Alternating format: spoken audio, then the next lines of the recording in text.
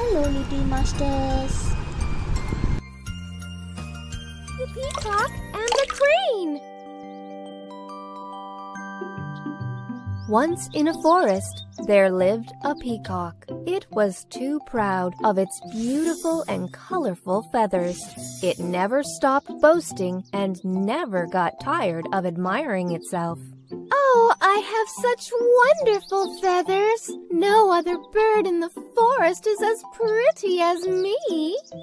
It also never missed a chance to mock at other birds. Wow, the colors of your feathers are so elegant and bright, and the beacon on your head is admirable. Well, I take good care of them. Besides, I am gifted, you see. I can sing well, but I wish I had such colorful and soft feathers too. Humph, you! Ha! Look at yourself. There is no chance you can have any. Ha ha ha! The other birds in the forest were annoyed with such mockery and proud behavior. Such a show-off!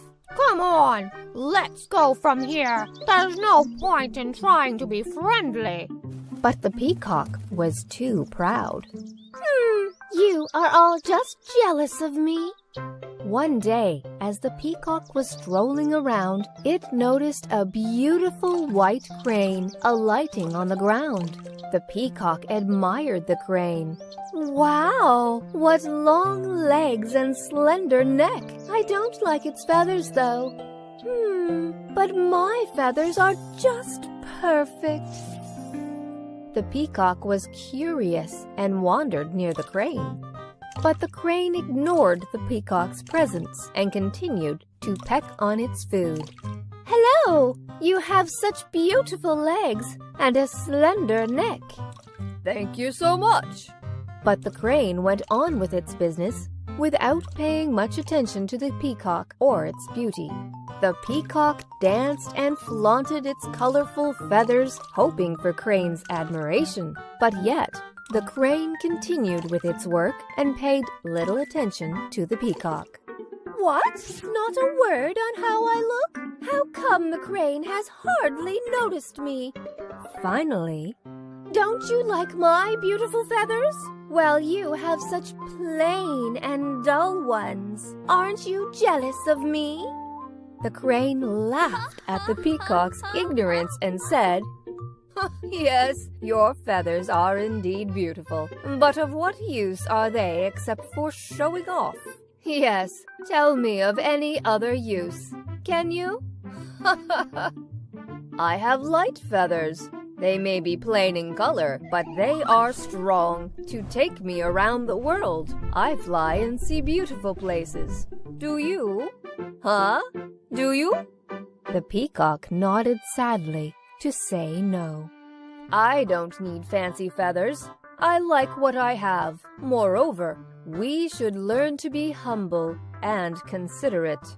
There is no need to be so proud of yourself. Okay, now I have to fly north to see the beautiful rainbows. Bye. Saying so, the crane flew off to the sky. The peacock hung his head in shame. He had met his match. After all, he was not the only best. Once, there lived an old baker woman and her husband. They had no children. One fine morning, the old woman thought of making some tasty ginger cookies. As she began to make cookies, she thought, "Oh, it would have been so wonderful if we had children." As the reflection of her thoughts, she had made a big cookie in the shape of a man. It was a gingerbread man. As she baked the gingerbread man cookie, what did she see? The gingerbread man had come alive. And the gingerbread man sprang from the tray and ran out of the window. The old woman chased the gingerbread man and called out to her husband, "Quick! We must catch that gingerbread man. But the gingerbread man was quick and agile. He kept running faster and faster. Na na na na na na. You can't catch me. After a distance, a boy saw the gingerbread man running. Boy, quick, help us catch that gingerbread man. So the boy, the old woman, and the old man kept chasing the gingerbread man. But the gingerbread man kept running faster and faster. Na na na na na. Now catch me if you can. After a distance further, a hare saw the gingerbread man running and was stunned. Hey, wait. Let me see you properly. So the hare, the boy, the old woman, and the old man kept chasing the gingerbread man. But the gingerbread man kept running faster and faster. Na na na na na. You people will never catch me. After a distance further, a dog also saw the gingerbread man running past him. Oof! Who wants to eat this dry bone? I want to eat that gingerbread man. So the dog, the hare, the boy, the old woman, and the old man kept chasing the gingerbread man. But the gingerbread man kept running faster and faster. Na na na na na. You are never gonna catch me. After a long chase, the gingerbread man found himself cornered on the banks of a shallow stream. Oh no! I will be soggy and dissolve away if I try crossing this stream. Just then, a mean wolf saw the gingerbread man. Don't be afraid. I hate to eat cookies, but I will help you cross the stream. Come, sit on my back. Without a second thought, the gingerbread man climbed onto the wolf's back. As they were a little further down the stream, the wolf said, I'm feeling ticklish. Why don't you climb onto my neck, dear? So the gingerbread man clutched onto the neck of the wolf. As they went a little further, the wolf said again, The water is high here, so climb safely onto my head. So the gingerbread man climbed onto the wolf's head. But the wolf said again, I'm worried about your safety. Please come sit on my nose so that I can keep an eye on you, my friend. Believing the sweet talks of the wolf, the gingerbread man climbed down onto the nose of the wolf. Without wasting any time, the wicked wolf quickly tossed the gingerbread man into the air. And opening his mouth wide, the wolf quickly gobbled the gingerbread man. What a fool to believe me. The old woman and the old man went home sad, pitying the gingerbread man. Once upon a time, there was a beautiful and hardworking girl named Cinderella. She lived with her loving father, a mean stepmother, and stepsisters. But after her father died, her stepmother and stepsisters ill-treated Cinderella. She was made to work hard and toil all day long. Quick, serve us tea and breakfast. Wash our clothes and clean our rooms. But even with all these odds, Cinderella was always kind and helpful to others. With no other friendly faces around, the animals and birds were her only friends. One day, there was a royal ball at the palace in honor of the crown prince. Hear, hear! This is an invitation for all to the royal ball in honor of a crown prince. Cinderella's stepmother and her stepsisters were all ready and excited to attend the ball. Hurry up, girls. You should be the most beautiful ones at the ball. Mother, please let me come to the ball too. A bad idea. You stay behind and look after the house. Look at your rags. You don't even have a decent dress for the ball. Alas, Cinderella was sad and wished she could be at the ball. Just then, poof! A fairy godmother appeared from thin air. Oh dear, don't be sad.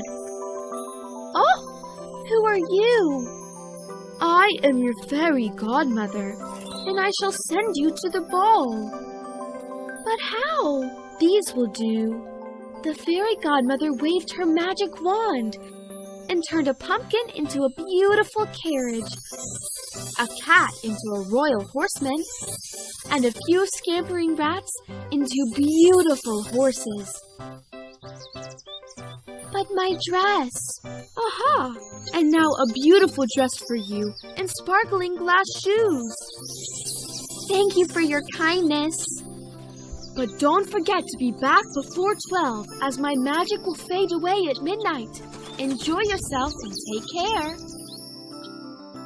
At the royal ball, Cinderella looked just like a beautiful and charming princess. Even her stepsisters and mother failed to recognize her. She is so beautiful. I wonder who she is. Cinderella was the most beautiful and charming girl at the ball, and everyone admired her. The handsome prince was drawn towards Cinderella. Will you dance with me?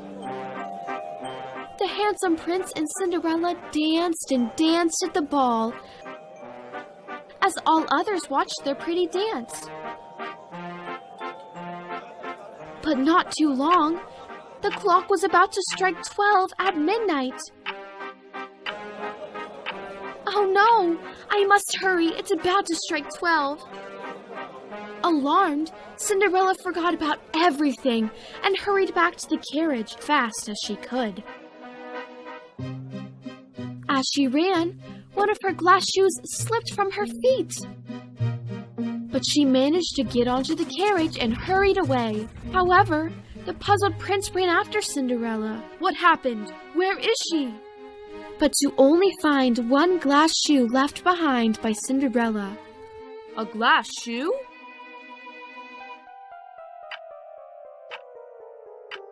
As the clock struck 12, the magic faded away and all the magical things turned as before. The carriage changed back into a pumpkin, the horses into rats, and horsemen into a cat, and Cinderella was in her rags as before. Aha! Just on time.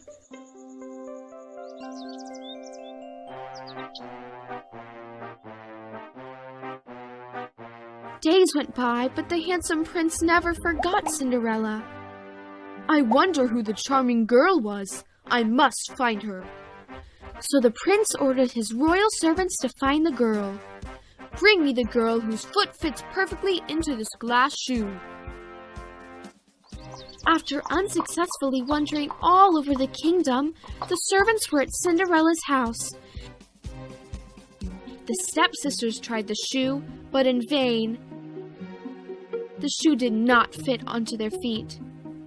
Now the servants insisted that Cinderella should also give it a try. Let her try too. Haha, she? It's a waste of time. She wasn't even at the ball. She must. It's a royal order.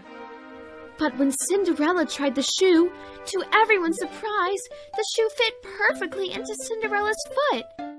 It was her shoe.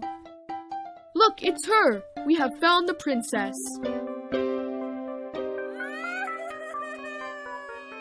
Hearing this news, the prince hurried to see Cinderella and was delighted to see that she was the same girl at the ball. Will you marry me? So the handsome prince and Cinderella married and lived together happily ever after.